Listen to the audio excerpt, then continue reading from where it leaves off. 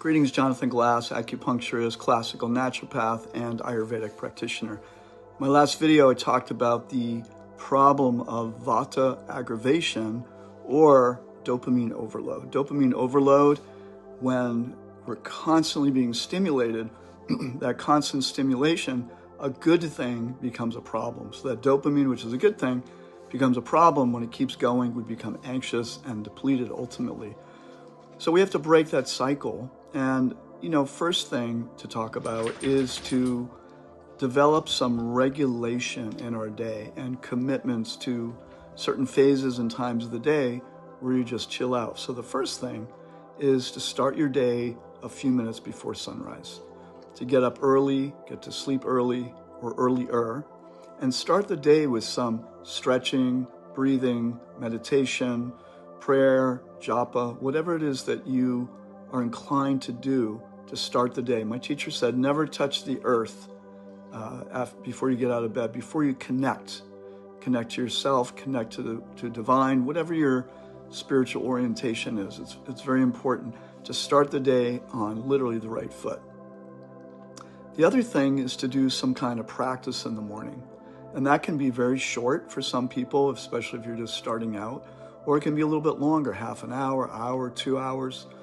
Many people, once you develop the muscles for doing some daily practice, it becomes really, really a grounding, essential part of life.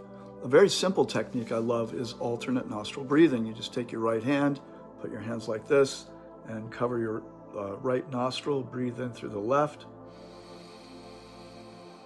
breathe out through the right,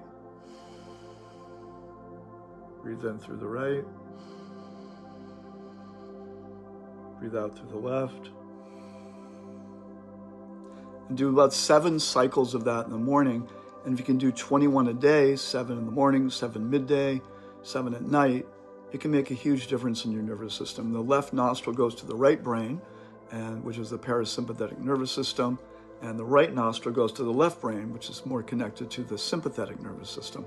So it has a very powerful, impactful effect on the nervous system, on the brain, and it really helps to reset our whole system. So it's really nice to do it first thing in the morning. It's awesome to do it at the end of the day. Another thing you can do is foot rolling. As I've mentioned before in a previous video, foot rolling is really a really simple, amazing little practice. You just get a foot roller from a health food store. You can use a tennis ball or a baseball or a golf ball. Foot rollers are really good. The wooden, long, rolly things that work really well. They stimulate all the points on the foot that relate to all the different organs of the body. So you're stimulating all the points. The right foot tends to impact more the right side of the body, left foot, the left organs, systems of the body. And you'll find it very relaxing, very stress reducing, especially take some deep breaths. You hit a certain point that's a little tender, kind of work it, breathe into it, and you'll find that your whole system just comes down a few notches. It'll get you in your body. The feet contain all the different organs of the body. They contain all the different energy channels, acupuncture meridians. It stimulates the fascia, which is where all the meridians in the body go through. So it's a very powerful, simple technique to bring balance and calm into your life.